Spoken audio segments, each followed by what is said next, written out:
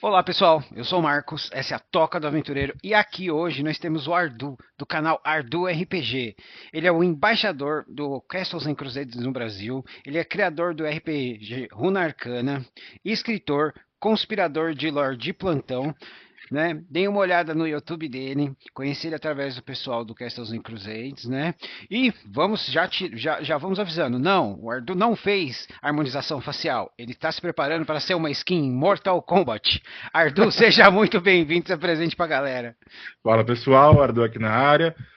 Agradeço aí, Toca do Aventureiro, por chamar para essa conversa aí. E para quem não me conhece, sou jogador de RPG, sou mestre de RPG, sou criador, escritor de RPG. Jogo RPG há mais de 30 anos, comecei por volta de 91 e nesse tempo tive muita mestragem aí, muita aventura, muitas editoras indo e vindo, acompanhando sempre de perto aí o mercado nacional e bastante até do mercado de fora do RPG.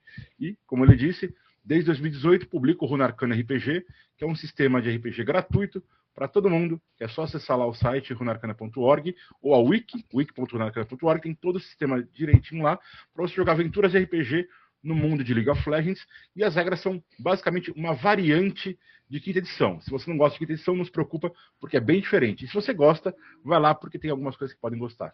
Muito bem, muito bem. Bom, então, pessoal, eu já vou avisando, né, que eu e o Ardu, a gente gosta de muita coisa parecida, então esse papo vai ser um pouquinho longo. É, por favor, Arthur, conta para o pessoal, né, a sua jornada. Como é que começou? O garoto que gostava de RPG e falou: não, eu vou fazer meu sistema, eu vou escrever, eu vou ajudar a promover a Cara, você galera. está preparado aí que são mais de 30 anos de história, né? Mas vamos lá. A história do RPG ela começa de uma forma bem comum É. para muita gente, que eu tinha, na época, muito interesse, né? Desde criança, eu sempre fui muito interessado por mitologia. Uhum. Então, eu gostava de mitologia e gostava de religião. Para ter uma ideia, eu frequentava a igreja com meus 6, 7 anos de idade por conta própria, né? E aí, ao mesmo tempo, gostava muito de ler mitologia também, mitologia grega, mitologia egípcia na época, que era o que a gente tinha acesso. Uhum. E aí, um primo meu, na época, me chamou para ir com ele até uma locadora, que na época era a época do videogame, era a época do Master System, Mega Drive, né? E a gente foi até essa locadora, só que não foi para jogar joguinho nem para alugar nada. Tinha um outro amigo nosso, que era um pouco mais velho, era mais amigo dele do que meu, que estava indo lá junto e eles começaram a jogar um tal de RPG, né? E aí eu fiquei lá, não joguei desse dia, só fiquei assistindo. E aí pela primeira vez na vida eu vi o RPG e aquilo me apaixonou, porque eu olhei e falei, cara, que é isso? O cara ele escolhe o que ele quer ser, e aí ele escolhe o que ele faz, aí era muito mais legal que o videogame, porque a minha imaginação nessa época então era um caldeirão, né? Uhum. O videogame ele era uma forma de apresentar parte da nossa imaginação, né? Mas ao mesmo tempo, como o videogame era limitado na época, perto dos gráficos hoje em dia, o nosso teatro da mente era uma coisa muito mais elaborada, muito mais assim voluptuosa do que é hoje em dia. Uhum. Então, eu conheci o RPG ali e fiquei apaixonado por aquilo, né? Eu lembro que na época, o primeiro sistema de RPG que eu conheci, que eu vi o pessoal jogando, era DC Super Heroes, tá? E eu vi também pela primeira vez o meu primeiro livro de RPG que eu olhei e me apaixonei, que foi GURPS. Na época, era GURPS, né? Não tinha sido traduzido ainda no Brasil, Shame, shame, tá? Cheio nenhum, shame. cara. Eu GURPS até hoje. Sou GURPista, ó, nato.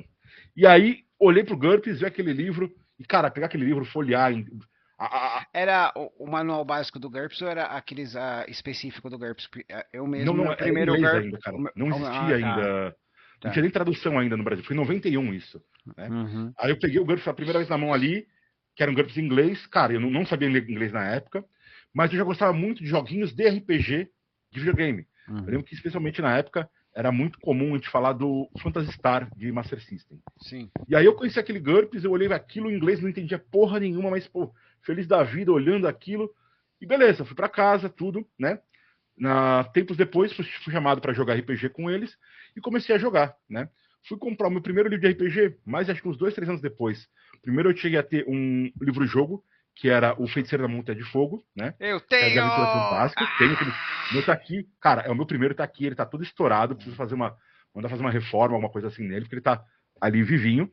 E aí joguei ele por um tempo, né? Repeti. Peguei, comecei a desenvolver coisas variantes para ele, porque Uhum. era pouco aquilo, né? Até ter grana, no caso, meu padrinho na época me levou para comprar me dar de presente. E na época ele falou para escolher 2 livros. E cara, foi péssimo, porque eu queria 3, né? Porque tinha o GURPS, o GURPS Fantasy e o GURPS Magic, o GURPS Magia. E aí eu falei, cara, eu quero esses 3. Aí ele, não, deixa eu só escolher 2.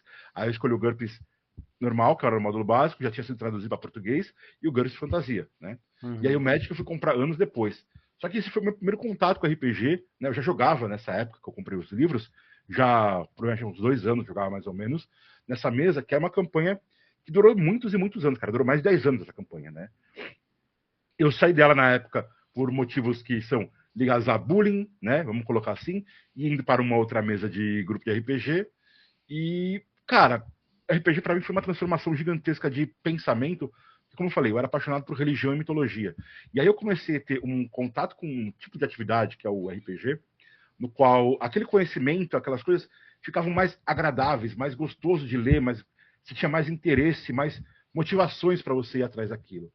E é curioso como até na escola, na época, isso me ajudou muito, porque tudo para mim era uma desculpa de alguma coisa para RPG, sabe? Geografia era bom para entender como talvez montar uma cidade um pouco mais bem elaborada, ou estudar a relação entre os vogais. História, pô, como eu falei, mitologia, toda essa parte ajuda muito, mas também quando vai para frente mais a história, vamos assim, uma história mais local, né? Entender as conexões que são feitas entre acontecimentos do passado, das consequências do futuro.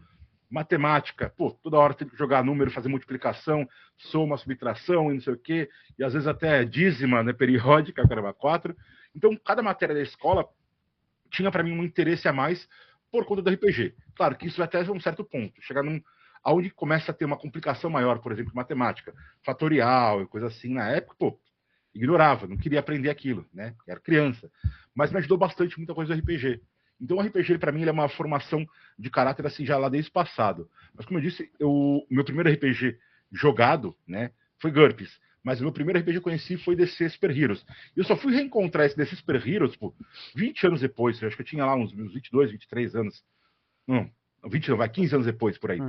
E eu acho interessante que, nesse tempo, eu acompanhei muito do RPG, né, aqui no Brasil. Acompanhei a época da Devir, que ela era a grande empresa de RPG no Brasil. Até sou um partidário pró-Devir. Muita gente gosta de meter o pau na Devir. Eu falo, gente, quem viveu os anos 90 e viu o boom do RPG que aconteceu nos anos 90, tem que ter no mínimo respeito pela Devir. Porque uma porrada de editora entrou no RPG, achando que ia ser uma mina de ouro, publicaram uma edição e caíram fora. E quem segurou a bronca disso tudo, quem segurou essa bronca no colo, foi a Devir na época, né? E aí, não que isso exima ela de erros que ela tenha cometido, que ela cometeu, com certeza, mas eu sempre falo que, para mim, tem muita gente que fala mal desses 3, que é os 3 Ds do Brasil, e eu falo para você, o RPG ele só tem a força que tem no Brasil até hoje em dia, graças aos 3 Ds do ano 90, dos anos 90, que é a Devir, Dragão Brasil e Diamond. E eu falo para você por que isso. Eu consumi os 3, né? Porque a Diamond por causa do Mundo de Trevas, a Devir por causa dos livros e a Dragão Brasil porque, porra, Dragão Brasil, né, cara? Sim, então, a Devir ela era quem tinha o trabalho pesado dos sistemas, né? Traduzir, negociar royalty e tudo mais. A Dragão Brasil, ela comunicava a todo mundo. Ela era a revista que existia, né? Só foi uma época pré-internet, como a gente conhece. Dragão Brasil, lembra que ela vinha com aquela tabela de Magic todo mês, cara? Então, teve uma época que ela começou a vir também com isso, né? E a Diamond, porque ela foi a primeira editora a trazer um RPG de custo acessível, tá? Porque, vamos lembrar, nessa época, um livro de RPG custava 60, 80 reais. Que não era Enquanto isso, o livro da Diamond custava 15, 7 reais, 9 reais às vezes. Então, para mim, esses 3 Ds do RPG do Brasil são importantíssimos. E, como repito, não acho que os 3 estão isentos de erro. Pelo contrário, fizeram muita merda também, tá? Mas o RPG só existe até hoje em dia no Brasil com essa força toda, graças ao esforço deles no passado. Então, tem que pelo menos honrar isso, tá, gente? Não é colocar num pedestal como ídolo, que nunca errou, é perfeito, mas é reconhecer os esforços, reconhecer as coisas. E com o tempo eu sempre escrevi também bastante RPG, que afinal, o RPGista começa jogando, se você aprofunda no hobby, você vai virar mestre, não tem como sair disso. E quando você vira mestre, você começa a mestrar, você começa a não só consumir produtos que você compra, mas também começar a produzir, né? E eu produzi muita coisa, escrevi algumas matérias para Dragão Brasil que nunca foram ao ar, nunca foram aceitas, vamos dizer assim. Ah, tá. Aí eu já ia depois pilar nas minhas caixas para dar uma olhada. Aí, aqui, ó, aqui atrás tá minha coleção de Dragão do Brasil. Cara, eu tenho muita, né?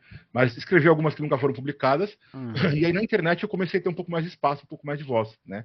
Eu cheguei a ter alguns blogs na época que tiveram acesso bastante. Comecei a piratear material que não vinha para o Brasil. Eu pegava material que era em inglês, a gente traduzia e soltava em artigos, espalhado por aí, né? Então, fiz a minha parte naquele momento de ajudar o RPG também um pouco. Então, sempre criei conteúdo, né? Muitas vezes eu pegava conteúdo que já existia, traduzia. Ou às vezes eu pegava o conteúdo que eu queria fazer, sabia que existia um livro sobre isso lá fora, mas a gente não tinha acesso, pegava e imaginava como era na minha visão aquilo, escrevia, publicava e distribuía, E né? embora. Então, Legal. eu sempre tive um contato muito grande com RPG nesse sentido Vo- também, de Você criação. é realmente, né, cara? Você é criador de guerrilha, né? De trincheira. Então, Sim, cara. vambora, vambora. Eu sou da sua geração Xerox, cara, pra você ter uma ideia. É. Eu Você. falo, eu falo assim, o meu primeiro livro É. dos monstros, pra você ter uma ideia, de D&D, hoje em dia eu tenho ele aqui, bonitinho, tá aqui atrás, guardei Uhum. da segunda edição. O meu primeiro livro que eu fui ter dele foi um Xerox que eu consegui, e na época foi uma coisa muito bizarra. Eu trabalhava numa empresa que tinha Xerox, né? E eu tentei conversar lá e eu consegui que eles deixassem eu fazer a Xerox, né? Só que não era eu que ia fazer, era a pessoa. E aí um dia eu fui lá e deixei o livro para fazer o Xerox. Eu falei, pessoal, então, faz aí para mim, tá? Ela falou, beleza, vou fazendo aqui no tempo livre, né? E aí, acho que uns 2, 3 dias depois eu fui buscar. E, cara, a pessoa pegou e cada página era uma folha. Ela não fez frente e verso. Então, Nossa. o meu manual dos Era monstros desse tamanho, era desse tamanho, tinha uma cara. espiral que era gigantesca, era impraticável, era péssimo, né? É. E é mais, pelo menos era um Xerox nessa época, era um Xerox de primeira geração, né? Uhum. Porra, O meu foi aquele básico, que era aquele fininho que vinha com o livro, o primeiro que vinha dos monstros, do jogador. Era fininho assim, do Forgotten Realms, sabe? ah, sim, sim. Eu Então, tenho ele aqui também, aqui de Forgotten é, Realms, que saiu pela Abril, né? então, Que foi o Wonder Mountain e isso. o... Qual que é o nome? Não lembro o nome do outro, mas foram 2 volumes que saíram aqui no Brasil, né? Uhum.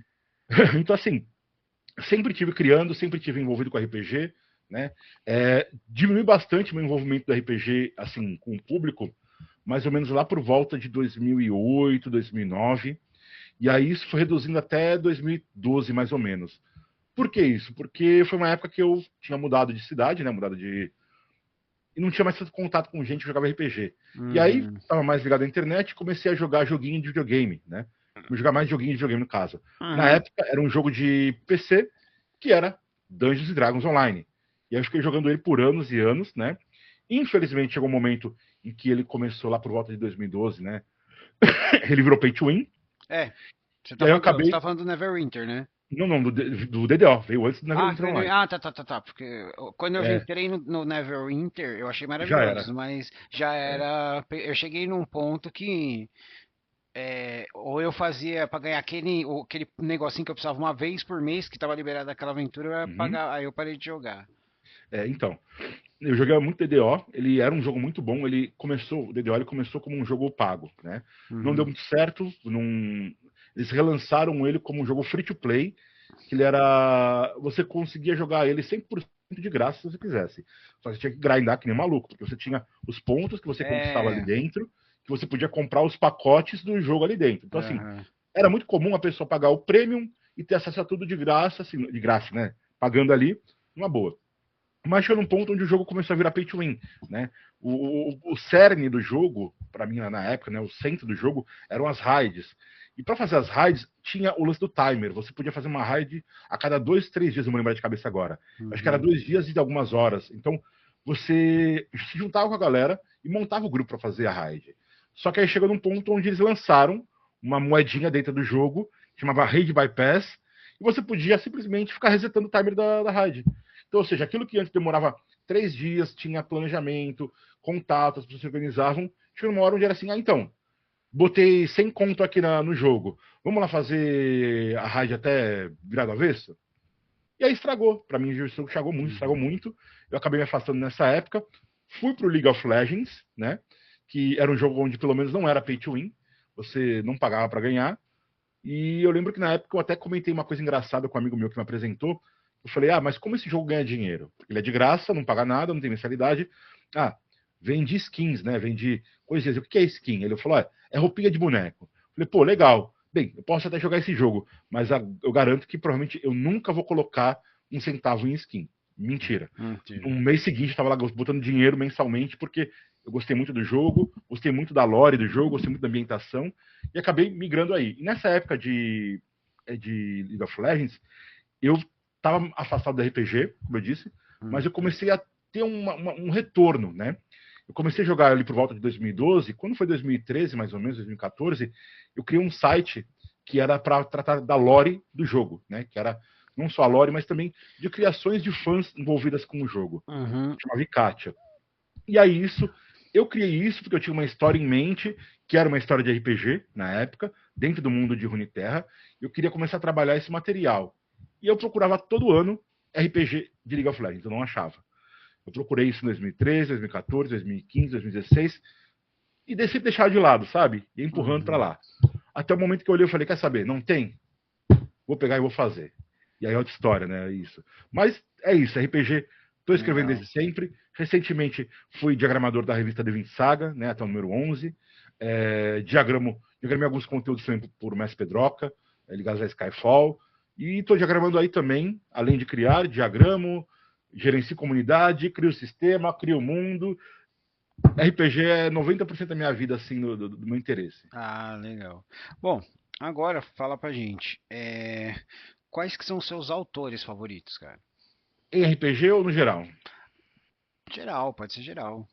No geral, vou colocar em primeiro lugar Machado de Assis, cara. É uma literatura que transforma, tá? Eu sei que na época que a gente tá na escola ali, ler Machado de Assis é um saco, mas Era, tipo, Machado de Assis era obrigado a ler Machado de é, Assis, né, cara? Fazer Machado o de Assis. relatório. Então, a literatura é introduzida pra gente de uma forma muito desagradável, né? E especialmente se você teve. Eu tive sorte nesse caso de ter uma família que lia bastante, né? A gente tinha em casa uma estante de livro que era pegar a parede inteira, assim, de ponta a ponta, era gigantesca, tinha muito livro, né? Eventualmente pegou cupim e tal, tinha que fazer muita coisa disso, mas eu sempre tive o costume de ver as pessoas com o livro na mão. E quando criança, é isso que acaba te levando a ler, né? Você vê as pessoas com o livro na mão. Né? Outro dia eu estava vendo um vídeo que eu achei até curioso, que era assim: era um pai e uma mãe sentados num No sofá. sofá. Ah, eu sei qual Isso. que é. Que eles estão E lá com aí, o celular, aí eles guardam o celular, pega um a criança livro, tá com o celular, pega exatamente. o livro, a criança olha pra eles, corre pro quarto e traz um livro e fica os três com o E aí livro. fica os três ali juntinho. Então, Uhum. muito disso é exemplo, né? Meu filho não lê. Quando ele estiver lendo? Quando lê é uma conexão entre você e ele, sabe? Então, o hábito da leitura é uma coisa que as pessoas não cultivam tanto e elas exigem que as outras desenvolvam. Tive essa sorte de na minha família ter o hábito da leitura, né? Então, eu li bastante. E aí, Machado de Assis, quando eu fui ler Machado de Assis, mano, passei batido como se não fosse nada. Já estava acostumado a ler a Ilíada, a Odisseia, sabe? Pô, já tinha uma carga de literatura muito grande na época, então Uhum. Machado de Assis para mim tipo, foi bacana, mas não foi nada demais assim de complicado. E aí com o tempo depois conhecendo a obra de Machado de Assis, você vai, pô, aí você vai vendo o autor ímpar que ele foi, né, pra gente.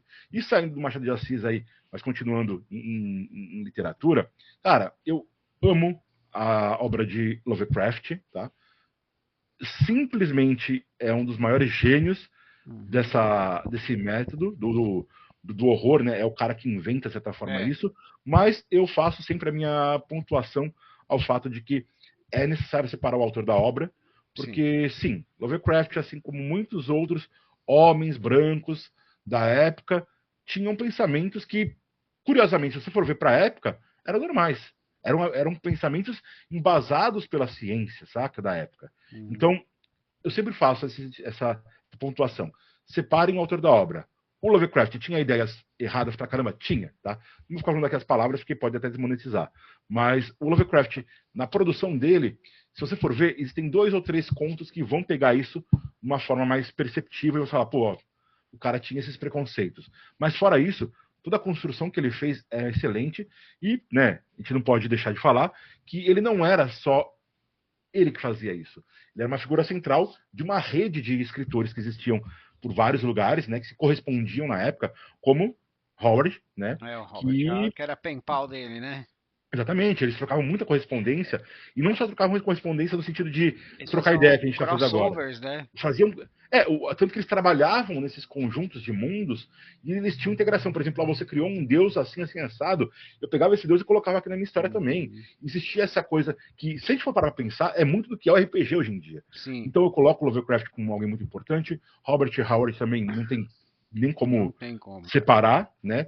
Eu falo do Lovecraft bastante porque eu fui conhecer mais profundamente o Lovecraft no meu TCC, né? Meu trabalho de conclusão de curso. E eu fiz em cima de Lovecraft. Então, eu ainda considero Lovecraft tem uma obra maravilhosa, uma personalidade podre, e é engraçado que a mesma prateleira de obras maravilhosas com personalidade podre tem Marion Zimmer Bradley, né? Que tem... Pô, não vou nem entrar aqui nas maluquices. Mas são autores que escreveram obras maravilhosas. E, obviamente, não tem nem como deixar de lado Tolkien, cara. Tolkien cara, Tolkien, ele colocou lá o... É que assim, eu falo que o Tolkien, ele pode ser o pai da fantasia, mas o Howard é o pai da espada e feitiçaria, né? Sim, o Tolkien, cara, o que eu acho importante do Tolkien sempre colocar em pauta é que o Tolkien não criou tanta coisa assim, tá? Ele reorganizou e agrupou muita coisa, e claro, criou a história dele, né? Mas eu falo, tanto que assim, o Tolkien, muita gente pode até torcer o nariz que eu vou falar, mas eu não gosto tanto da escrita dele, né? Eu não acho que ele era tão bom na narrativa dele. Ainda assim, a história que ele construiu e o que ela permite pra gente é uma coisa fantástica, porque Tolkien não foi o primeiro a fazer fantasia, né? Mas ele é chamado de pai da fantasia moderna, principalmente porque ele não só escreveu fantasia, mas ele também traduziu fantasia, trabalhou com estudos que vão ser relacionados à fantasia, como a filologia. Então, Tolkien também é inegável você colocar. Mas se a gente colocar autores também que são importantíssimos, Moorcock, Vance, entre outros que estão lá no Apêndice N, né? Que o pessoal hoje em dia está resgatando muito do Apêndice N. Então, assim, são autores que para mim são importantes. Já no RPG, eu vou falar para você, um dos autores mais importantes para mim do RPG chama-se Steve Jackson, tá? Steve Jackson, criador de GURPS, tá? Porque tem dois Steve Jacksons. Tem o Steve Jackson que criou os RPGs de aventura fantástica, que é o Steve Jackson londrino, né, inglês, e tem o Steve Jackson americano, que é o que criou o GURPS. E o GURPS não só foi o meu primeiro RPG, eu falo que por eu ter jogado GURPS pela primeira vez, foi a primeira coisa que eu vi no RPG, eu já tinha uma mentalidade desde o começo de que o RPG ele é só um pedaço do que é o RPG. Ele é só o sistema que te ajuda a jogar o RPG. Ele é como se fosse uma interface, né? Ele não é, por exemplo, ele não é se você está fazendo uma pintura e você tem pincel, tinta, tela, o RPG o sistema acaba sendo muito mais o pincel do que a tinta e a própria tela e a arte em si, né? Então você pode ter preferência por pincéis diferentes, vão te ajudar com tarefas diferentes. E aí desde o começo eu tinha essa visão com GURPS. Então por isso que eu falo, admiro muito o Steve Jackson, porque a obra dele não só com GURPS, mas o que ele criou antes também, como por exemplo The Fantasy Trip, né, Ogre e coisas assim. Cara, Steve Jackson é uma mente fantástica, mas eu tenho que colocar junto, né, como eu sempre falo, as mentes brilhantes de Gygax e Arneson. Eu falo para você, Arneson e Steve Jackson, eles têm uma coisa em comum para mim. Eu os conheci pessoalmente, pude cumprimentá-los num encontro de RPG. E foram pessoas que foram, assim, maravilhosas, carismáticas, atenciosas. E pode estar falando aqui, eu era um pirralho de 10, 11 anos de idade, falando com esses caras que já eram nomes gigantes na época, e foram super atenciosos, pacientes, porque eu não falava muito bem inglês na época, me esforçava muito, ou usava o tradutor, né? Então, eu falo, foi uma coisa muito fantástica. E esses autores, eu coloco esses três, né? Jackson, Arneson e Gygax, para mim eles são muito do que é o RPG até hoje em dia. E aí, eu falo para você que assim, que na atualidade, aí a gente vai começar a trazer mais autores, né? Por exemplo, Mark Renhagen, eu gosto muito da obra dele, mas não gosto do cara, tá? Deixando bem claro. Né? Conheci ele na época, era um fresco do caramba, não bateu muito santo com ele. Mas a obra dele eu acho maravilhosa, porque eu joguei Vampiro, história italiana no geral, por, sei lá, mais de 15 anos. Eu também. Então, autores assim que são importantes para mim são esses, sabe? Não que outros autores não tenham importância. Recentemente eu fui descobrir, né, os irmãos Shinout que fizeram Castle Crusade e vi muito do que eles fazem com bons olhos, né? Então comecei a admirar. Quanto mais mais eu conheço do que eles produziram, mais eu admiro, né? Mas os autores a gente vai isso que é bizarro. Como eu leio muito, né? Eu falar para você, eu acho que 90% da minha vida é leitura. Eu tô sempre empilhando, cara. E chega num ponto onde algumas coisas que foram muito importantes, por exemplo, Tem um cara chamado Trevanian, que escreveu um romance chamado Shibumi. Cara, para mim é um romance maravilhoso, traz muito da visão de espionagem, traz um conceito muito legal, mas eu vejo pouca gente falar a respeito, né? E não é porque o cara não tem importância, porque o cara não é bom, mas porque, cara, surgem coisas novas a todos os momentos, né? Por exemplo, atualmente tem o tal do Sanderson. Eu não li nada dele ainda. Todo mundo fala, não, tem que ler porque é muito Ah, bom. eu Eu li, não li nada. ele é bom, mas tipo assim, o tipo de escrita dele não é a minha vibe, entendeu? Ele é muito bom, eu reconheço que ele é muito bom, mas pra mim, tipo assim, eu leio e eu falo, ah, legal, talvez eu vá continuar lendo. Eu falo, ah, o próximo que sair eu vou pegar, entendeu? Eu acho ele legal, mas ele não, eu não coloco ele nas minhas prioridades. Entendi. Então, assim, esses são assim, autores que são mais importantes para mim, né? Como eu Uhum. falei, no RPG não tem nenhuma autora mulher, né, que me chame tanta atenção, porque se eu for falar Margaret Wise aqui, não compensa tanto falar, porque, embora ela seja ligada a Dragonlance e tudo mais, né, ela é muito mais ligada ao romance, não ao Uhum. desenvolvimento do É. RPG em si, tá? Por mais que ela e o Ed Greenwood tenham trabalhado lá em Castle Morn e tudo mais, mas no RPG em si não tem mulheres que eu tenha conhecido um trabalho e admirado tanto. Tem a Kelsey do Shadow Dark atualmente, que está sendo super insensada. Ela é uma pessoa aparentemente muito simpática, muito atenciosa, o que facilita bastante Shadow Dark ter o sucesso que tem, né? Mas não acho o que eu li de Shadow Dark, não achei nada genial, não achei nada muito elaborado, Ok, né? Eu ok. até fiz vídeo a respeito falando disso, tem gente que não gosta de mim por conta disso que eu falo, cara. Shadow Dark é a quinta edição simplificada, colocada a aleatoriedade de RPG antigo. Acabou, não tem mais nada que isso, sabe? Mas em literatura tem muitas autoras. Por exemplo, tinha uma autora que eu gostava muito, tá? Da obra dela, mas que eu não, hoje em dia, tenho os meus pés atrás com ela por conta das atitudes dela. Não vou falar o nome dela, mas ela escreveu O Garotinho Bruxo, tá? Uhum.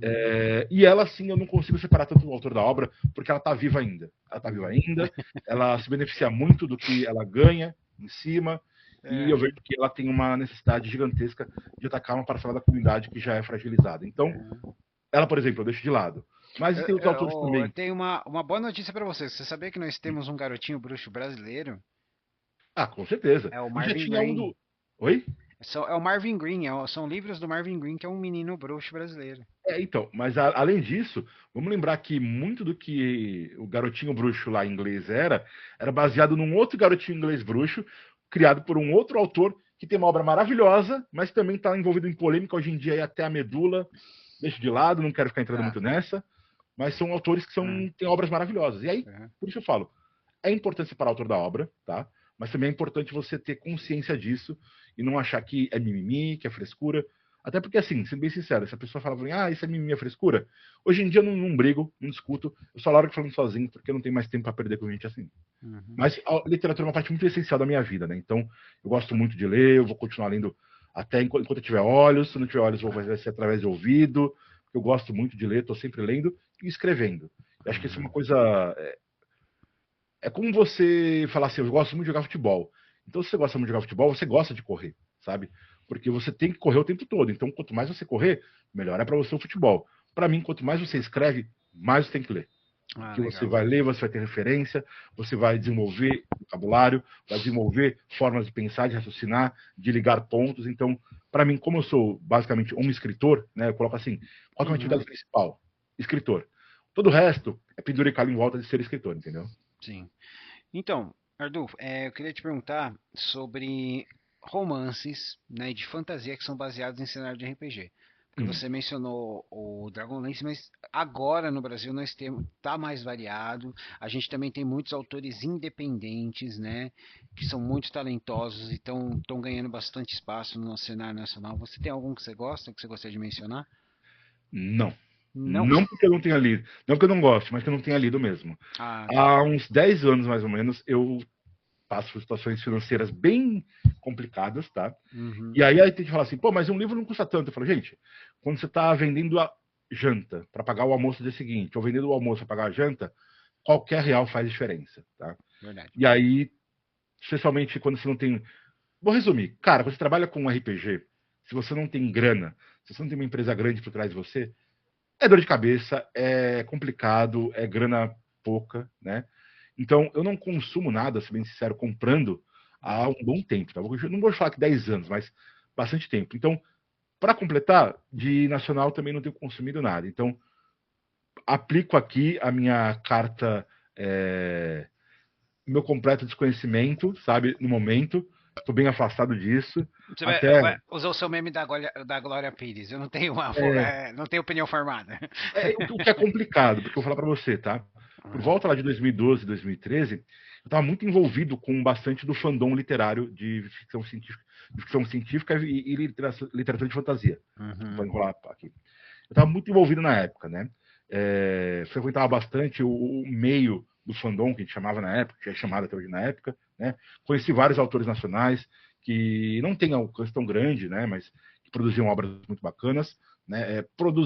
Publiquei alguns contos em coletâneas na época, em antologias, né? Tinha uma editora na época que chamava Estronho, né? Eu cheguei a publicar alguns contos nessas coletâneas deles. Então, assim, eu tive até um contato, mas depois disso, né, eu acabei me afastando um pouco também por questões de ter visto como funcionava por dentro, ver as panelinhas, sentir que não era tão legal, e fui me afastando cada vez mais disso, né? Ao Uhum. passo que eu acabei abraçando mais o League of Legends na época, né? E a comunidade de League of Legends. E agora, é engraçado, né, explicar isso, esse meu retorno assim à comunidade do RPG, ele começa em 2023 mais ou menos, quando eu comecei a fazer mais conteúdo de RPG num canal que eu tenho, que não é o canal de RPG no momento, tá? Que é o meu canal principal, era o principal, vou colocar assim, né? E eu comecei a fazer alguns conteúdos de RPG porque eu tinha necessidade de fazer isso. E aí, em 2023, eu falei, quer saber? Eu vou criar um canal separado para conteúdo de RPG, que é o Ardu RPG, que está até hoje em dia. E esse canal, na época, eu fiz alguns vídeos, mas deixei ele de lado, porque ele não estava indo tão bem. Eu dei essa virada de chave de vou produzir conteúdo para RPG com foco, né, no caso, em RPG no geral e não só em Runa Arcana, que era o que eu ia produzindo desde 2008, né, 2018 no caso, que eu foi no comecinho do ano, né? No comecinho do ano eu me organizei porque eu tinha meia dúzia de canais de YouTube falando de vários assuntos diferentes. Aí eu peguei e falei, esse canal aqui não tá rendendo nada, tá dando trabalho pra caramba, não tá rendendo visita, não tá rendendo grana. Deixei ele de lado. Esse aqui também. O RPG, o RPG eu não, até hoje eu não dei um gás em cima dele, não investi pesado nele, não me dediquei a ele. Esse ano eu vou me dedicar ao canal RPG e vamos ver como as coisas são. E assim, eu comecei isso foi no comecinho do ano, no finalzinho de 2024, comecinho de 2025, e eu comecei meio que, vamos ver se vai dar. Sem esperança, de verdade, assim, sem ficar na neurose com isso. E para minha surpresa começou a decolar. Cara, começou a decolar, fiquei muito feliz, né? E eu percebi que bastante disso se deve a justamente o quê? Quem é você enquanto criador de conteúdo e qual é o seu conteúdo e para Uhum. quem é o seu conteúdo, né?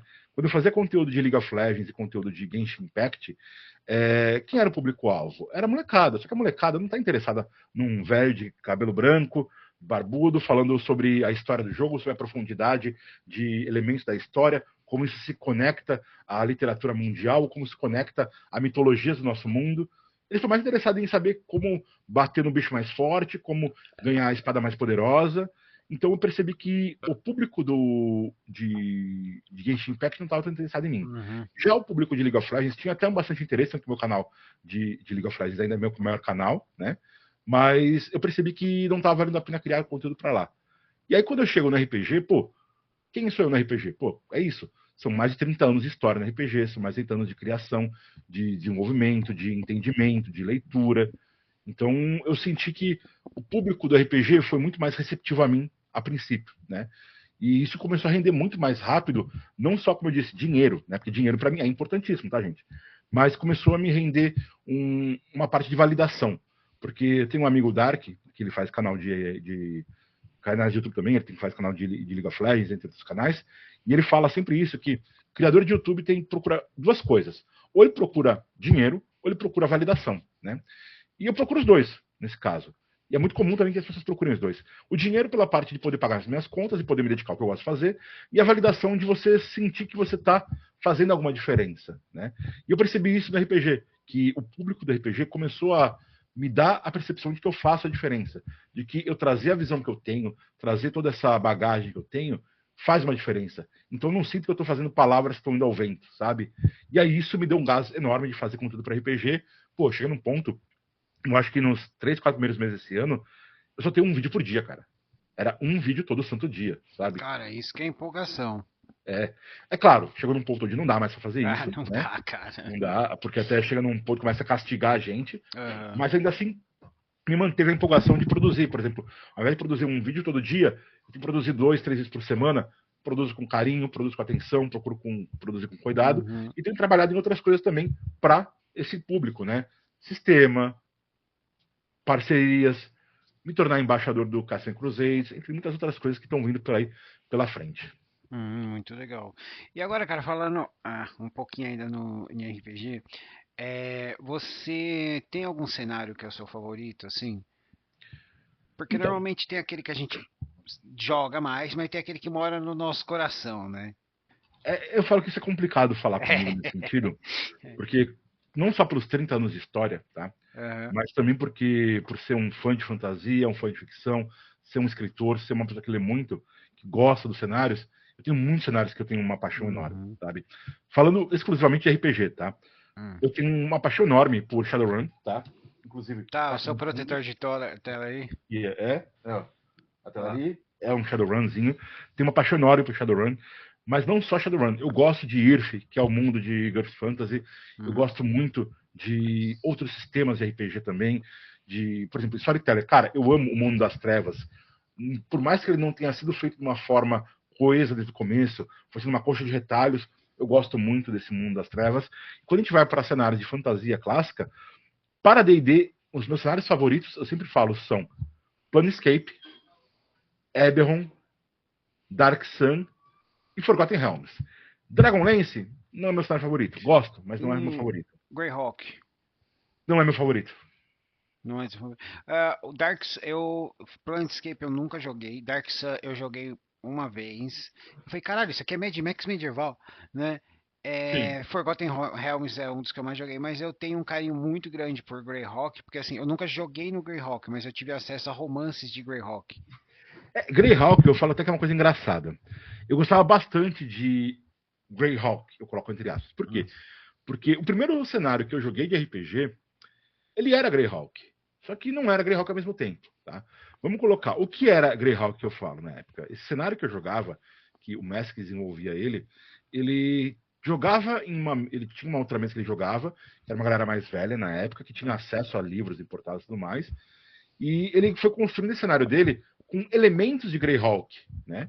Mas não era uma coisa muito aprofundada em que é Uhum. Greyhawk e tudo mais, não tinha todas as dinâmicas de Greyhawk e tudo mais, mas era Greyhawk, que é o que eu até comentei em um vídeo que eu fiz recentemente sobre cenário próprio, cenário que já existe, que é uma coisa comum para quem jogou nos anos 90, até hoje em dia. No Brasil, cara, demora para chegar livro aqui, às vezes, livro Ah, de é. cenário, né? Quando chega, A gente tinha os amigos, "Ô, com quem que você vai jogar? Com o Daniel. Ah, você vai jogar no mundo do Daniel. Você vai jogar no mundo do sim, fulano. Porque eles pegavam o exatamente, sistema e falavam, vamos embora. porque a gente não tinha tanto acesso a esses livros. Então, até quando tinha Uhum. acesso a um ou outro livro, cara, beleza, mas acabou esse livro, acabou o conteúdo, como vai fazer? Tinha que desenvolver. Então, muitos cenários no Brasil, a coisa mais comum era que fosse uma versão daquele cenário, né? E no Uhum. caso desse cenário de Greyhawk, que eu jogava que não era Greyhawk, ele tinha elementos sim de Greyhawk, mas tinha elementos de Dragonlance, tinha elementos de Ravenloft, tinha elementos de outros sistemas, por exemplo, tinha elementos de Conan, né? Do mundo de Uhum. Conan. Por quê? Porque era aquela coxa de retalhos que o mestre ia fazendo. Então, Uhum. Greyhawk eu tenho um carinho assim, mas eu não tenho tanto apreço por Greyhawk, porque como foi um cenário que eu joguei bastante, eu acabei não me aprofundando tanto. Uhum. Eventualmente eu fui me aprofundar um pouquinho mais e ver que tudo aquilo que eu jogava não era Greyhawk. O que não tirou o valor de forma alguma, Uhum. né? Mas fiz aquela coisa, tá. Então, peraí, eu preciso conhecer melhor Greyhawk para poder falar que eu conheço Greyhawk. Porque aquilo que eu conhecia não é Greyhawk, tá ligado? Mas Greyhawk é um cenário que, assim como Blackmoor, eu tenho um carinho enorme por eles, assim, de um ponto de vista mais histórico, por Uhum. ser, né, está falando de dois cenários originais, né? Greyhawk dos Gygax, Blackmoor do Arneson. Tem um carinho por eles assim, num ponto de vista mais histórico, porque tem esse lado também que é complicado separar às vezes, né? Tem o Uhum. Ardu que joga RPG, tem o Ardu que escreve RPG, tem o Ardu criador de conteúdo, tem o Ardu que é o cracudo da história do RPG e do D&D no geral, né? Esse cracudo aqui de história do RPG, cara, eu amo todos os cenários. Amo Uhum. Jack Moore, Lankmar, amo Red Steel, amo, sabe, até Nentir, que é da quarta edição, amo também. Amo, pô, Strixhaven, amo, sei lá, qualquer cenário que falar, eu vou falar, pô, gosto, amo. Por quê? Porque faz parte da história do RPG, especialmente da história do D&D, tá? E aí, como eu Uhum. falei, né, isso, sem sair de D&D, tem uns cenários que são maravilhosos, né? Por exemplo, A Night City de Cyberpunk, né? É muito bacana, né? Tem outros cenários. Um cenário que eu nunca me aprofundei tanto, mas que eu tenho um interesse, tenho um respeito, é Rokugan, né? Que é da Legend of Five Rings, tem uma galera que curte. Tenho amigos que me odeiam porque até hoje eu não me aprofundei nele, né? Mas eu falo, galera, eu sou só um, tá ligado? Não tem como eu me aprofundar em todos ao mesmo tempo, tá ligado? Eu tenho que... Porque o meu cenário principal, pelo menos nos últimos 6, 7 anos, eu posso falar, é Runeterra, né? Que é o cenário de League of Legends, é o cenário de Runearcana, que é o sistema que eu venho desenvolvendo, e principalmente por Runeterra não ser um cenário bem desenvolvido do ponto de ter conteúdo tão bem elaborado, acabou por um tempo suprindo um pouco do meu lado de criador, porque por mais que não seja um cenário meu, tem muitas lacunas que precisam ser preenchidas. E aí, como eu vou preencher essas lacunas? A gente pega as coisas como elas são feitas e faz de algo de uma forma parecida para preencher a lacuna. E curiosamente, nesses quase 7 anos de existência do Runearcana, eu adivinhei muita coisa de como a Riot ia fazer, muitas coisas que a Riot lançou já estavam feitas no Runearcana 2, 3 anos antes. Por quê? Porque tinham a ver com aquele pensamento, tinham um DNA parecido, Você sabe? tem aquela linha de raciocínio, né? Exatamente. Ah, Então, legal. me ajudou muito. Então, assim, atualmente meu cenário principal acaba sendo mais Runeterra, né? Uhum. Mas eu tenho uns cenários meus mesmo, porque eu já comecei a desenvolver.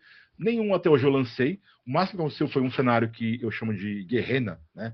Que é um cenário que está ligado aos contos que eu publiquei na época da Estronho, numa coletânea chamada Sete Demônios, né? E aí cada um deles falava de um demônio, então tem uma história, e todos são ambientados no mesmo mundo. Esse foi o único cenário que veio mais a público. Mas tem um cenário aí que eu estou trabalhando já agora há um tempinho, que é um cenário que eu pretendo fazer ele se tornar público e disponível em breve. Ah, legal, legal. Então, deixa eu te perguntar. Vamos lá. Eu sei essa resposta que eu fiz a pergunta numa live para você, né? Sim. Que eu ia te perguntar qual que é a sua classe e raça favorita. Isso eu sei qual é a sua resposta, mas me fala qual que é aquela que você não gosta e qual que é aquela que você acha que merece mais carinho. Cara, eu gosto de todas. Esse é o problema. Aham. Acho que tem gente que fala, você falar isso para poder não se colocar em situação complicada. Eu falo, não, cara, porque eu joguei todas as classes possíveis. Eu joguei todas as raças possíveis. Eu gosto de construir histórias, eu gosto de interpretar personagens. Então, eu gosto de tudo. Agora, quando a gente para pensar em questão de carinho, vamos colocar do D&D quinta edição, que é o mais fácil Uhum. para ser o common ground para o pessoal hoje em dia. Eu acho que em questão de raça, a Wizards foi muito covarde em tirar meio orc e meio elfo, mas ao mesmo tempo, Concordo plenamente com você e ainda adiciono que o que a palhaçada que não só eles, mas outras empresas fizeram com os Drolls. do que você fala de ficar bonzinho? Não, não. O draw ficar bonzinho até aí não tem problema, Hum, porque a gente tá cansado de ter mestre mesmo. Falar, ó, tem uma comunidade perdida de draws que eles são sim. bons. Isso não tem... Primeiro foi que eles resolveram mudar a tonalidade da pele. Depois, em alguns mundos, eles já falaram que os draws vão sumir e quem vai ficar no lugar deles é o povo serpente. Então, aí eu não vou ficar entrando muito nisso, porque cada um cuida do cenário da forma que acha melhor. Exatamente. Mas eu acho que assim, a Wizard foi muito covarde em tirar o meio orc e o meio elfo. Uhum. E até eu fiz um vídeo sobre isso e produzi um material que está de graça para baixar lá na Games Guild, que traz híbridos de todas as raças. Então, ou ainda, na questão das espécies. Quer ser um meio humano, meio gigante? Dá para fazer. Tá. Quer ser um meio anão, meio elfo? Dá para fazer. Tá lá o material, use como você quiser. Então, por quê? Porque é uma coisa que eu achei que foi muito preguiçosa da parte da Wizards. Então, acho que essa parte eu considero que falta um pouco de carinho. Em questão de classe, eu vou ser sincero com você, cara. Eu atualmente eu tenho uma visão muito particular das classes de D&D, que eu acho que muita classe tinha que, na verdade, sumir. Eu acho que a forma como o D&D está sendo construído hoje em dia, as classes elas não são tão bem desenvolvidas. Eu acho que assim, a forma como as classes estão funcionando em D&D já há um bom tempo, não é uma forma funcional, tá? Eu acho que fica para um outro momento, mas eu acho que eles precisam modificar como as classes funcionam, porque quando eu olho, por exemplo, para um guerreiro e para um ranger, os dois são a mesma coisa. A diferença é que o guerreiro é focado só em porrada e o ranger tem um enfoque dele em coisas de ranger, de fazer trekking, sobrevivência e tudo mais. E aí que entra a problemática que eu falo, que para mim é a problemática central do D&D. Como os dois são balanceados na mesma forma, as classes D&D elas têm todo um conjunto de características que são baseadas em combate, interpretação e exploração na mesma coisa, no mesmo pacote. E isso acaba criando um grande problema que é como você vai balancear um guerreiro e um ranger sendo que eles fazem a mesma coisa, só que se esse aqui ficar mais forte que esse, você não vai fazer esse aqui, que é o que acaba acontecendo. Muita gente não faz Ranger porque o guerreiro é mais forte que o Ranger. Então, cara, eu jogo assim, quando eu consigo jogar, não tô mestrando, Uhum. eu jogo de Ranger, não só de Ranger, eu gosto de fazer anão Ranger. Então, mas você provavelmente deve estar numa parcela da comunidade, numa parcela das pessoas que jogam, que está em aventuras que não são focadas em combate, tá? Porque é aí que eu entro e falo bastante isso. O grande enfoque no combate que existe no RPG atualmente, especialmente em D&D, tá? Vamos falar, deixando bem claro, em D&D, na quinta edição, é muito focado nisso, tanto que a maior parte dos conteúdos que vai ver é conteúdo de build. O cara não está interessado no que o personagem dele faz na história dele. É como ele consegue fazer em um turno 50 mil de dano em 40 personagens ao mesmo tempo, sabe? Então isso tem muito a ver com como as aventuras são mestradas.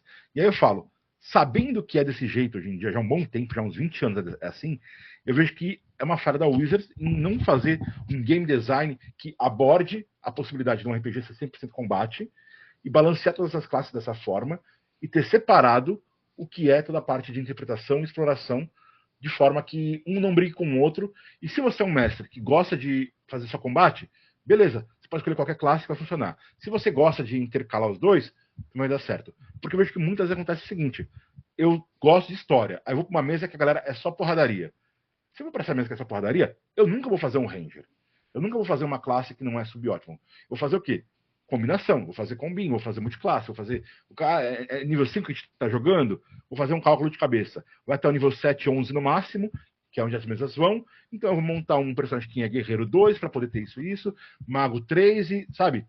E aí começa para mim sair do RPG, porque não é construção de história. É só porradaria, é só fazer combatinho, como eu chamo de lutinha simulator. Então fica aí.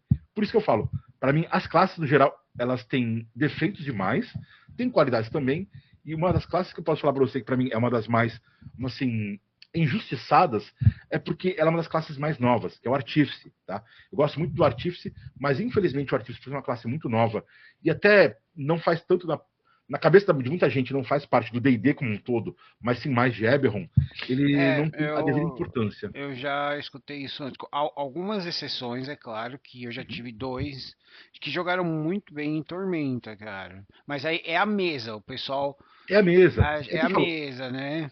Então, assim, para mim, o Artífice ele precisava de um trabalho bem feito em cima dele, de demonstrar que o Artífice não é uma coisa exclusiva de Eberron, e sim que é uma coisa que funciona bem em qualquer cenário, porque o core do Artífice é o quê? É alguém que não lança magia, mas que utiliza elementos do mundo para poder construir coisas que são similares à magia ou que são magia. Né? Eu sempre falo, por exemplo, é o cara que vai pegar a escama de um dragão vermelho, vai pegar uma varinha de sei lá, do olmo santo, e vai depois pegar um pouco do pó de uma pedra rara, vai juntar isso e fazer uma varinha que solta bola de fogo, sabe? Por quê? Porque ele está extraindo os elementos brutos mágicos ali, criando uma fórmula mística, né? Uma fórmula tecnológica, tecmatúrica, que eu chamo, de fazer aquilo funcionar. Então, isso existe em qualquer cenário, cara. Desde Forgotten Realms, passando por Ravenloft, todos os cenários em que existe magia. Se a magia deixa um pouco de si, ou ainda existe um pouco de magia em tudo, se você tem fórmulas que conseguem extrair essa magia, potencializar e produzir efeitos, para mim isso é o artífice, isso é o que eu chamo de tecmaturgo, né? E para mim acho que vai mais por esse lado, talvez seja a classe que eu vejo que precisa mais de carinho, vamos colocar assim. Ah, é legal. Bom, você disse que, né, tem algumas novidades chegando. O que a gente pode esperar do seu canal agora em 2025 para eventos, convidados? Então, vamos lá. Para começar, eu reduzi, né, o ritmo de vídeos, não tá uma coisa mais tão frenética, principalmente porque não dá conta, mas também porque eu quero fazer vídeos com mais elaboração, com mais qualidade, com menos pressa. Eu devo trazer também agora, aqui nos próximos meses, assim, eu devo começar a mestrar pelo menos uma mesa em live, né? Legal. Então, provavelmente vai ter RPG lá em live para a galera colar. Devo trazer alguns vídeos mais bem elaborados aos moldes de vídeos que eu já fiz, como, por exemplo, tem um vídeo que eu fiz que foi a história dos orcs, né? Eu falo sobre os orcs de tudo. Cara, eu acho mais de uma hora de vídeo. A galera curtiu muito isso. E o meu conteúdo eu pretendo sim continuar fazendo conteúdo longo. Eu não vou me render mais a conteúdo de 5 minutos, né? De TikTok, de short, de 5 minutos. Eu também não consigo fazer. Às vezes eu faço uma coisinha que eu falo, na minha Sim, cabeça ficou longa, nossa, ficou rapidinho, cara. é. Vez ou outra eu faço alguma coisinha assim para poder engajar com o Uhum, algoritmo, mas o meu foco são vídeos longos, são vídeos no qual eu vou trabalhar bastante as ideias, dialogar com as pessoas. uhum. Então, isso deve continuar existindo.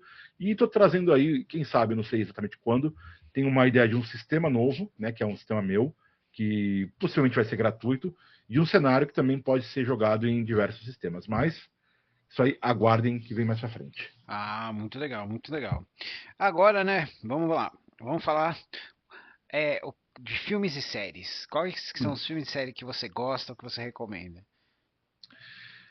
Vamos lá. Filme para começar, né? Aqui, ó. Conan. Conan. Eu sempre falo isso, né? Eu gosto muito do filme de D&D, O Honra entre Ladrões, e acho que foi um filme excelente sobre D&D. Muita gente me xinga por isso, discorda, eu falo, cara, Honra entre Ladrões é um filme sobre D&D de verdade. É o que acontece numa mesa de RPG. Por mais que tenha uma situação séria, Então, a galera vai fazer uma piada, vai ter aquele cara que vai tirar uma ondinha. Aquilo para mim representa a completude do que é uma mesa de RPG de D&D. uhum. O que eu sinto que o pessoal reclama muito é que muita gente queria que o filme de D&D fosse um Conan 2, saca? Então, o filme de D&D, eu reconheço os elementos que você falou, mas pra mim ele me decepcionou por outros motivos, que é, primeiro, algumas opções de elenco, tá? Mas até aí é uma coisa minha. Uhum. E, assim, eu não queria um Conan, tá? Mas eu queria um Indiana Jones. E infelizmente eu senti mais que ele estava mais pro lado de Thor, Amor e Trovão, estava mais uma comédia de fantasia, Então, pra mim né? ele tava mais pro lado do, como fala? Star Guardians, sabe? Star Guardians Uhum. caramba, esqueci o nome. Guardiões da Ai, Galáxia. Guardiões da Galáxia, Star Guardian é de League of Legends, tá? Então, mas Guardiões da é que Galáxia. o Guardiões da Galáxia ainda tem uns momentos mais de drama que te pega. Eu achei que ele virou um pouquinho mais pra comédia, então é, essa é a minha visão. Assim, eu falo, é um filme legal? Mas ainda. E também teve as coisas que eles tiveram que fazer a mudança meio que em cima da hora no roteiro, né? Mas assim, uma aventura legal. Pô, é uma sessão da tarde e tal, mas a gente não Então, queria uma sessão da tarde, cara. mas vou te falar, depois de assistir os 3 primeiros filmes de D&D, Ah, não, cara.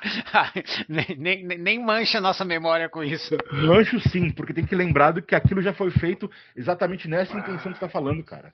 O terceiro filme, Book of Wild Darkness, é um lixo completo, e foi nessa Completo. vibe. Foi. E foi nessa vibe que foi feito. Então, assim, pra mim, o filme de D&D, Um Entre Ladrões, ele tá no ponto perfeito para quem não é jogador de RPG, para quem não é jogador de D&D, Você entendeu? já assistiu aquele filme independente que é The Curse of Shadows? Não. É um filme independente. Não fala que é D&D, mas é D&D. Ele Sim, foi imagino. crowdfunding. Ele é muito legal. Ah, tem alguns momentos que você fala, porra, é crowdfunding, o pessoal teve que improvisar, né? A única coisa que você olha assim e fala, nossa, realmente o diretor teve acesso a um daqueles drones para fazer, sabe aqueles long shots que a pessoa tá parada Sim, assim ao vento, sabe? sim, sim. Mas então, cara, é uma coisa que eu tenho pra mim. Eu vejo Aham. muitas vezes o pessoal falando, então, mas quando isso aqui é feito de forma amadora, dá pra perdoar isso, perdoar aquilo. E quando é feito de forma profissional, não. Mas, cara, você perdoa muita coisa, às vezes, em coisa amadora, e em coisa profissional você é tão, sabe, o pessoal julga tanto. Então, assim, eu pessoalmente gosto muito do filme, acho que foi muito bom, né? Uhum. Especialmente porque eu tenho memória, eu lembro de como foram os 3 primeiros filmes de D&D, Foi não quero horrível. nunca mais rever algo com aquilo. Mas, além disso, eu gosto muito também, atualmente, de animes, principalmente animes que são ligados a RPG, né? Como Dungeon Mesh e até Uhum. mesmo Frieren. E eu falei isso outro dia em grupo, repito aqui, para mim, atualmente, as obras que mais trazem o RPG old school, por assim dizer, são animes, tá? Sim. Porque eles são fundamentados em alguns princípios que hoje em dia no RPG não está sendo mais muito trabalhado. Por exemplo, a função de um personagem dentro, ou seja, role, né? Como no Japão a função que você exerce é uma coisa muito forte culturalmente, os animes, eles trazem muito, no caso, não só animes, mas mangás também, eles trazem isso muito forte. Então, aquele cara é o guerreiro do grupo, aquele cara é o maguinho do grupo. E não é aquela coisa de, por exemplo, eu sou um guerreiro que sabe se curar e também sabe pegar armadilha, Uhum. Então tem muito isso que é uma coisa mais old school, né? Aquele conceito de Dungeon Crawl, tipo, vamos chegar à missão na Guilda dos Aventureiros, né? Pegamos a missão, vamos entrar na dungeon, vamos eliminar os monstros da dungeon, pegar o tesouro dela, voltar. Tudo isso é muito RPG old school. Então, os animes estão trazendo isso muito bem, já há um bom tempo, né? Desde Lodoss, mas também muitos outros que vieram depois, mais recentemente esses. E em séries, vou falar pra você que atualmente de série eu não tô assistindo nenhuma, né? Muitas séries elas começaram a ir pra um lado que não me interessa muito, por exemplo, Last of Us. Eu assisti a primeira temporada, mas pra mim não foi nada demais. A segunda eu comecei a assistir, mas não aguentei assistir até o final, larguei. Mas assim, se a gente for falar de séries no geral, e só saindo um pouco do eixo do RPG medieval, tem 3 séries que eu sempre vou falar que pra mim são séries que eu acho que toda pessoa que gosta de RPG tinha que assistir. A primeira delas é Breaking Bad. Tá? Sim, com certeza. Breaking Bad é uma série maravilhosa. Tem pontos altos e baixos? Tem, mas eu acho uma série maravilhosa. A segunda série, eu sempre falo dela, é a primeira temporada só, vocês vão entender porque eu vou falar isso, de True Detective. Tá?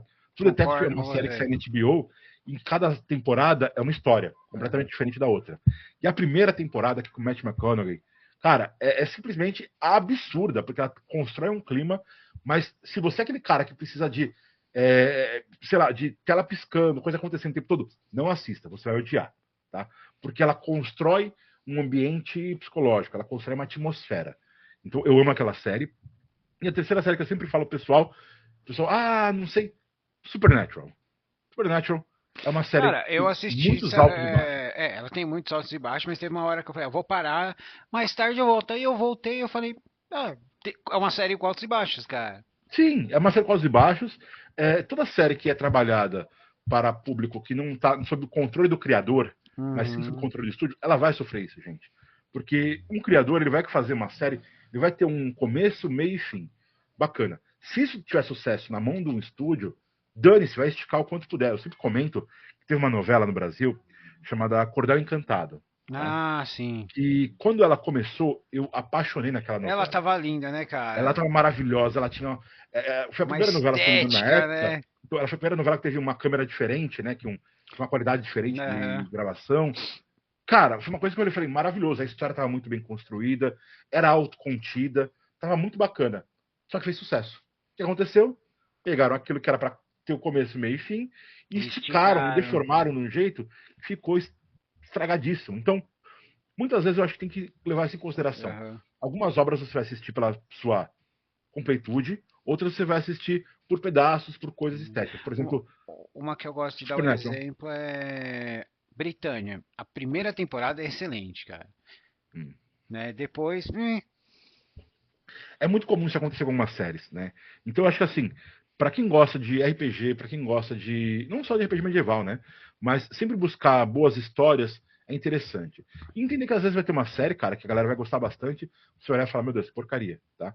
Mas que às vezes é interessante você assistir mesmo não gostando, para entender o que as pessoas gostaram nela. Qual que é o elemento que faz ser interessante, principalmente para você que é mestre. Às vezes você que é mestre vai poder assistir uma série que você não gostou, pincelar dali um elemento, talvez você não tenha domínio, não tenha um conhecimento ainda, e quem sabe introduzir ele no seu sistema, na sua aventura, e conseguir trazer coisas positivas disso. Com certeza, concordo com você, né? Deixa eu te perguntar, qual que era o seu filme da sessão da tarde? Cara, vou te falar que filme da sessão da tarde que eu mais gostava, He-Man. Com o Dolph Lundgren? Ou o filme animado? Com o Dolph Lundgren? Não, com o Dolph Lundgren. Aquele filme eu assisti no cinema. Eu era, assim, quando criança, eu era o fanático do He-Man, tá? Eu tinha os bonequinhos, eu tinha um castelo de Grayskull, eu tinha tudo. Puta, cara, ia ser tão bom se você ainda tivesse ele, né? Se eu tivesse, exatamente. Porra, cara. O quanto vale hoje em dia, né? Mas... Eu fui uma vez num restaurante, um cara tinha um castelo de Grayskull dentro do aquário. Eu falei, cara, você sabe quanto é que isso vale? E tava dentro do aquário, cara. Então, assim, eu era muito fã de He-Man. E aí, quando saiu o filme, completamente estranho, né? Mas ainda assim eu gostei. Eu tive minha reação. E acho que esse é o ponto que eu falo às vezes assim pra galera. E eu vou até dar uma puxada de orelha aqui na galera de hoje em dia, tá? Vocês falam muito de mimimi, de frescura, mas vocês são muito mimizentos, vocês são muito frescurentos. Quem viveu nos anos 90 e não tinha filmes de RPG, videogame na época, Mario é daquela época, irmão. Mario, pô. Mortal Kombat, coisas Não, mas tralhosas. Mortal Assim. Kombat foi um O filme primeiro era legal, bom. porra, O primeiro cara, era bom. muito legal. Street Fighter, Pô. cara. Sabe? Fighter. O Guile que era o Van Damme foi uma porcaria. Então, hoje em dia vocês têm um cuidado com isso muito grande. Dungeons Dragons é isso. Lembra do filme de antigamente. Então, assim, existia naquela época uma carência por isso. Tanto que, por exemplo, o He-Man, que saía completamente do que era os desenhos do He-Man, ainda assim era bacana, ainda assim era uma coisa que, porra, gostei, sabe? Tinha aquele carinho, aquele apreço. Então, eu acho que He-Man é um dos meus filmes mais Sessão da Tarde. E claro, se for Sessão da Tarde for pro SBT, a Lagoa Azul. Lagoa Azul. Puta, Lagoa Azul eu pensava o quê? 6 vezes por ano, cara? Cara, acho que até mais, se bobear, viu? Nossa, eu lembro que a primeira vez que eu fui numa cachoeira, eu fiquei com medo de pisar naqueles peixes pedra. Tinha a Lagoa Azul, De Volta à Lagoa Azul. Então, o meu Sessão da Tarde é o Aventureiros do Bairro Proibido. Cara, é legal também, mas tem um outro filme que... Esse eu não posso falar que é Sessão da Tarde, mas é Sessão da Tarde ao mesmo tempo, que é Warriors. Cara, Warriors, nossa, cara. Nossa. Oh, você reconheceu o ator do Warriors no John Wick? Sim, você reconheceu, você reconheceu a dublagem da radialista, que era igual do de Warriors? Mas não na primeira vez. Um amigo meu teve que me chamar a atenção, cara. Foi muito bizarro. Eu tava lá assim, daqui a pouco eu... Hã? A forma como ela fala e tudo, eu falei... cara, da hora, mano. Eu falei, Warriors isso. Eu comecei de pausar o filme, tava assistindo em casa, né? Eu falei, Warriors isso, cara. Sabe, deu aquele surto na hora. Eu falei, caraca. E tem pouca gente que sabe que o Warriors se passa no mesmo mundo do Rosa de Fogo. O Rosa de Fogo você não conhece, acho.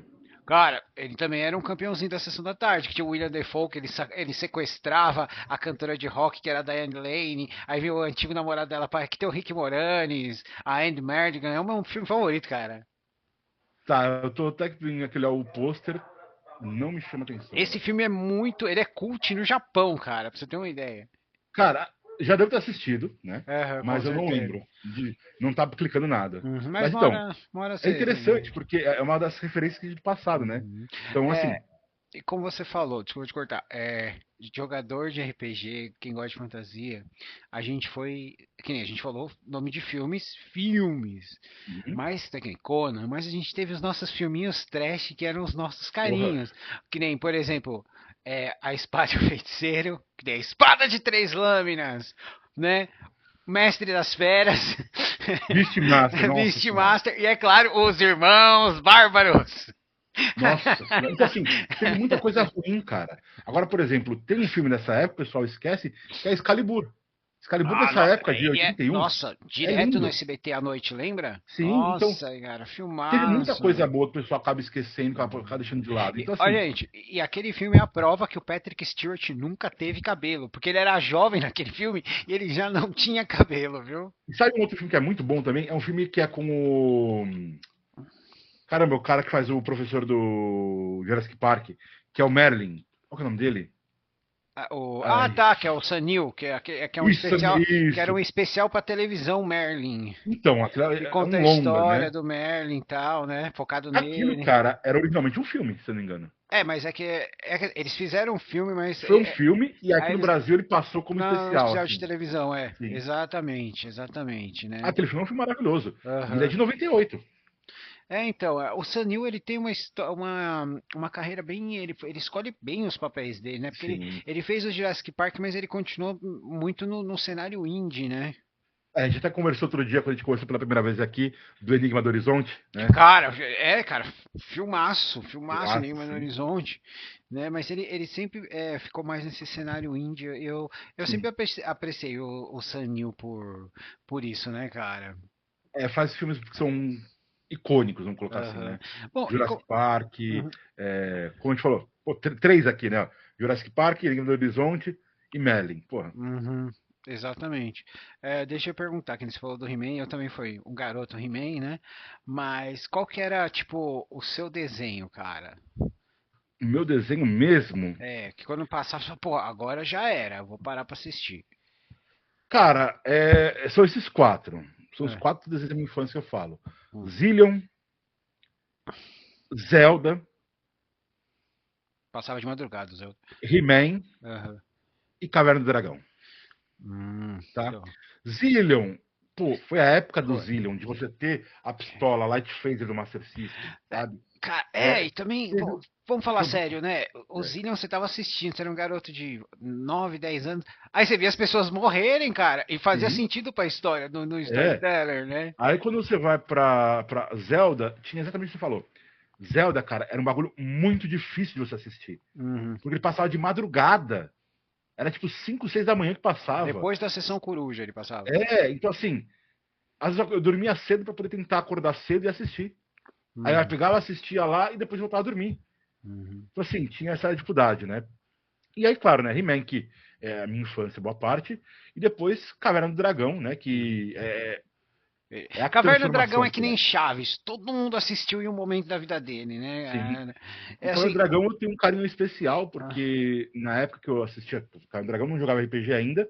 E aí, como eu comecei com GURPS, eu fui descobrir D&D só depois. uhum. Então, comecei no GURPS, aí quando eu conheci D&D, é do Caverna do Dragão.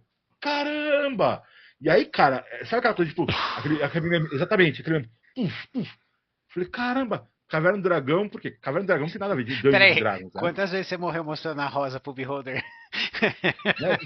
Eu parei e falei, caramba, cara, que absurdo. E aí fez um puta clique na época, e foi muito Aham. legal. Então, tem um carinho enorme com Caverna do Dragão. Cheguei a jogar algumas mesas, várias reinvenções de Caverna do Caverna do Dragão, né? Dragão, Por sim. exemplo, na mesa de GURPS que eu jogava, o mestre uma vez ele fez um momento que a gente foi para um mundo, né? Para um tempo, que era o mundo de Caverna do Dragão. Só que nesse mundo, os garotos tinham ficado presos no mundo, o mestre dos magos morreu, e eles tinham virado, tipo, os capangas Vingador. do Vingador. Então, cara, Aham. era eles, só que mais velhos, malvados e experientes pra caramba. Eles, tipo, deram uma costa na gente na época, tá ligado? Então foi muito legal isso. Tô tendo essa memória também. Os meus quatro é Zillion também. Eu, graças a Deus, eu tenho ele com a dublagem original. É, o He-Man, com certeza. Comandos em Ação e As Aventuras dos Galaxy Rangers, que foi uma série Sim. impressionantemente longa, porque ela teve 98 episódios, cara. Cara, aí você puxou, agora veio mais dois de cabeça. Thundercats. Ah, sim, Thundercats. E Thundercats Silverhawks, né? Você não e podia Silverhawk, citar. Que exatamente. era basicamente mesmo dublador do vilão e mesma Sim. transformação. Era a mesma transformação, era a mesma dublagem, os personagens eram os mesmos, por assim dizer, Uhum. né? Era a Uhum. mesma ideia geral da coisa.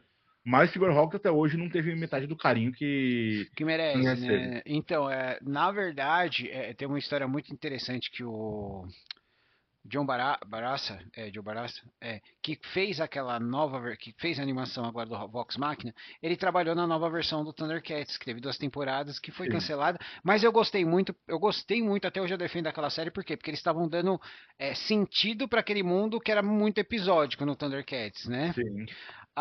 E ele tem, se você for ver no site dele, no Instagram dele, a paixão dele, se o Thundercats fosse renovado por uma terceira temporada, iam dar a chance dele contar o Silverhawks. E ele já tinha Sim, esboços do Silverhawks no traço dele. sim. Então, Silverhawks tem um lugar especial. Principalmente pela abertura, tá ligado? A uhum, abertura, aquela música, pra mim, eu cara. ouço ela de vez em quando, ela tá na minha trilha sonora aqui. Aham, cara, era muito. Eu achava muito legal. A única coisa que eu não gosto, mas eu não gosto, e tinha no Silverhawks, eu não sou muito fã de viagem no tempo, tá ligado? E É, tinha aquele arquinho do Viagem no Tempo. Isso sempre, pra mim, Viagem no Tempo, eu não sei se é uma coisa que. Porque eu cresci também assistindo Star Trek, a série original. E quando os caras voltavam no tempo, eu aprendi que é porque o pessoal tava sem orçamento, sem ideia. Então vamos fazer eles voltarem no tempo que a gente aproveita o cenário de alguma coisa do estúdio, né? E aí eu fiquei mais. Com exceção de Volta pro Futuro, que é um arco, né? Ninguém consegue. sim. Mas, por exemplo, eu comecei a segunda trilogia de Dragonlance e parei por quê? Ela é toda baseada em viagem no tempo. E tem o Kender. E, cara, me perdoa pra quem gosta de Kender, mas assim, pra mim o Taz, ele é um grande personagem quando ele está em diálogo com o Fistandantilus, o mago. Uhum. O Fisban, perdão, não Fistandantilus, o Fisban. Mas quando ele está sozinho, ele só é irritante e eu mesmo quero matar ele lendo o livro. Tá. Pois é, mas é a função dele, né? Então, é a função. Aí eu acabei, eu falei, quer saber, cara, eu tô ficando muito irritado, eu não vou dar seguimento aqui, porque eu ainda tenho mais 2 livros para eles viajarem no tempo, Sim. né? Mas Então, dropou. é, infelizmente. Bom, eu esqueci de falar, você sabia que tem no Brasil um romance em português do League of Legends? Sim, tem dois, Entendeu? na verdade. Tem dois? Na verdade, sim. Eu tenho Teve só um o Ruination que eu Ruination, deixo. tem aqui, tá inclusive aqui atrás, Aham, tá?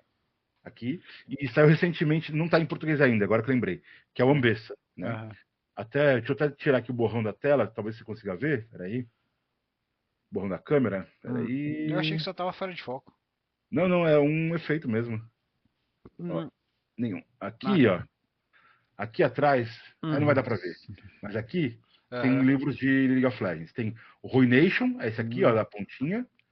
Aí depois tem aqui os livros que chama o Reino de Runeterra, né? Ah, legal. São Então, bons, são bons.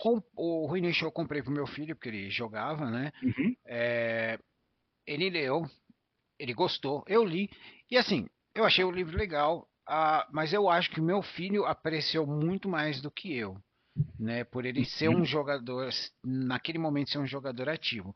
Mas em si, eu não sei se você teve essa impressão, é autor que vai escrever numa coisa, um cenário, exatamente como League of Legends ou qualquer outro, ele meio que fica preso a uma coisa que ele não pode abrir muito as asas ali, né? Que nem, ele criou uns personagens interessantes que eu falei, filho, esse tem no jogo, esse tem no jogo. Eu vou, pai, esse tem, esse não tem, que nem o Capitão da Guarda. Cara, eu achei o Capitão da Guarda excelente. Capitão da Hora Mas. tem. Não, não, não, O não. Ledros. Não, não, aquele que morre, que o cara acha que a mina tá traindo. O Ledros. Ele Ele falou pra tem mim no que jogo. não tinha. Então, provavelmente seu filho não conhece todo o universo Runeterra. Ah, tá. Aquele cara que é o namorado da Calista, né? Que ela queria ficar com ele, é o Sim. Ledros. Ele tá em Legend of Runeterra. Então, tá vendo, cara? Eu não sei. Ele falou E pra o mim que. cara que mata ele Ele é o falou. Ecarim. Então, esses tem, né? Então, mas eu achei que assim, é uma leitura legal, não só de Uhum. fantasia de aventura, mas eu acho que eu não apreciei tanto porque eu não jogava. Você deve ter apreciado muito mais que eu, né? Sim, ó. Vou até te mandar o link aqui para você poder pegar se quiser. Uhum, O Ledros, pra você ver, é um personagem que é de Runeterra, né? Ele foi uhum. trabalhado no Legend of Runeterra, que é um joguinho de carta, tá? Ah, tá. Depois eu dou uma Mas olhadinha. ele tem sim. Então, esse é um ponto que às vezes acaba acontecendo, né? Uhum, A obra não está concentrada em um lugar só. Então o pessoal acha que não tem. Mas tem. O Legend of Runeterra tem muitos personagens que estão ali, né? uhum, A história no geral ali, ela é muito. uhum. Ela tá muito ligada à Runeterra no geral mesmo. Então, isso pode te falar, o autor teve bastante liberdade até, pelo que a gente sabe. Ah, Na época entendi. ele apareceu, tal, o Reynolds falou sobre isso.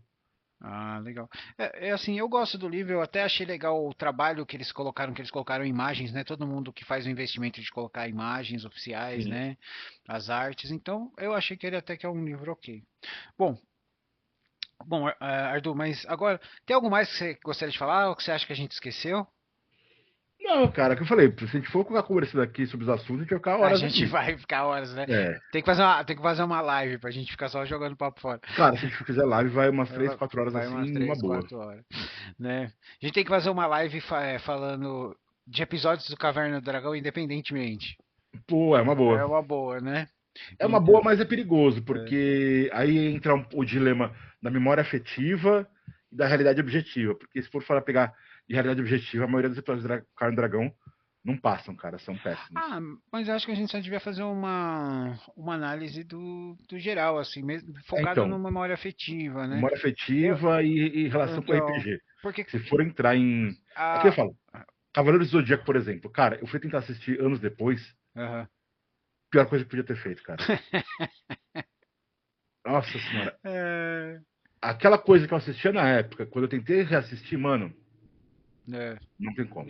Tem uns que você não consegue, tem outros que, por exemplo, o Zillion eu reassisti ano passado, eu ainda tô de Zillion, boa. ok, sim, ok. Nem é curto o Zillion, sabe? Então, é, Acho que é só isso mesmo. cara, é só isso. Bom, É. então, Ardu, chegamos naquela parte da Toca do Aventureiro, que é o momento Karine. Deixa eu fazer os dedos de jazz, que você deixa uma mensagem para o universo.